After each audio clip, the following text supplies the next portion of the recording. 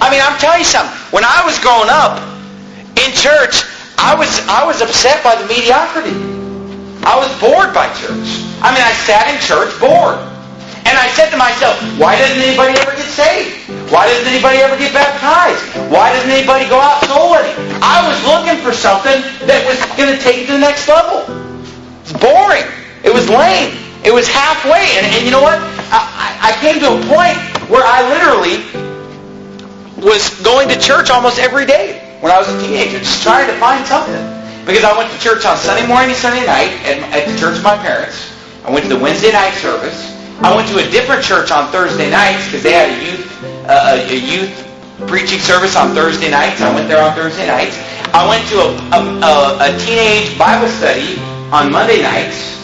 I went on Tuesday night to a different Bible study.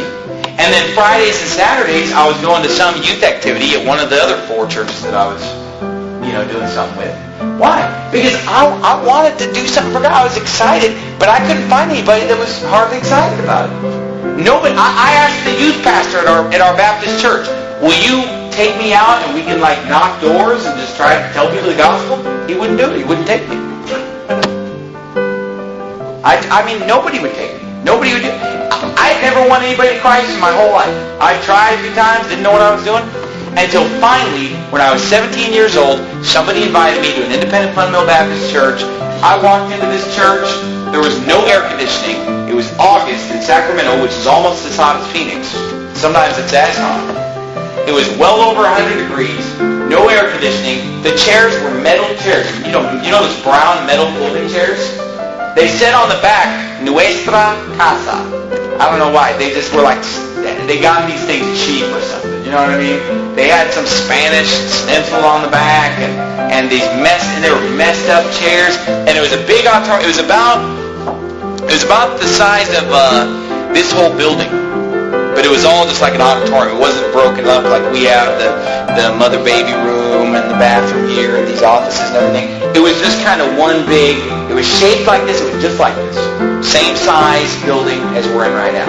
And I walked in there and it was packed with people though. Packed from front to back.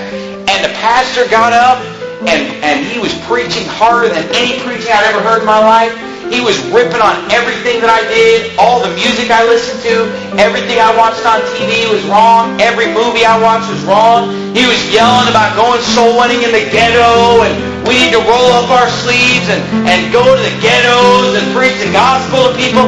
And I sat there, I was worldly, I was dressed worldly, I was zealous in the things of the world, I was listening to all the music, I was going to the rock and roll concerts, I was into the world, but I sat there and I said, this is real. And within 2 weeks I was out soul winning. I mean, I jumped into that thing. Within a couple weeks, I quit all the Bible studies and other churches and everything. I jumped in and got involved in that church. I sat there, sweat pouring down my face in a building with 100 and some people in it. Everybody's sweating. It's 100 and some degrees. There's no air conditioning. All the doors are open. We're sitting on a metal folding chair. I said, this is great! Because somebody's preaching the Bible like they believe it with passion, with power. And I went out and watched people get saved on soul winning. I said, this is what I've been looking for.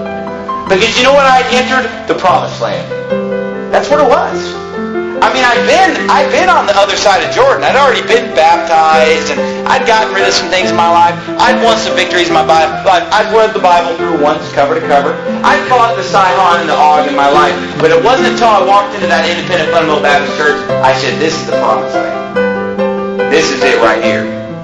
It didn't matter what the chairs were like. It didn't matter what the temperature was like. We didn't care what it was decorated like. The building was bright green on the outside.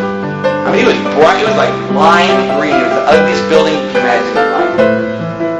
Ugly lime green, stucco. The buses were bright green. The invitations that we handed out to people, bright green.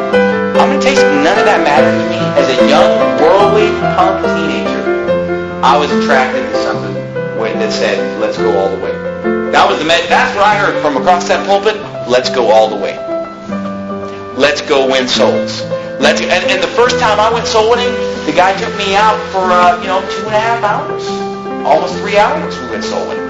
And I watched him win people to Christ. I mean, he won several people to the Lord in that time. He won about 3 people to the Lord, I think, maybe 4. And I watched, and I mean, this was my dream come true.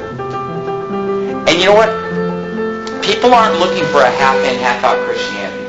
And if they are, then you know what? They can go find it somewhere else. I want to go all the way with it.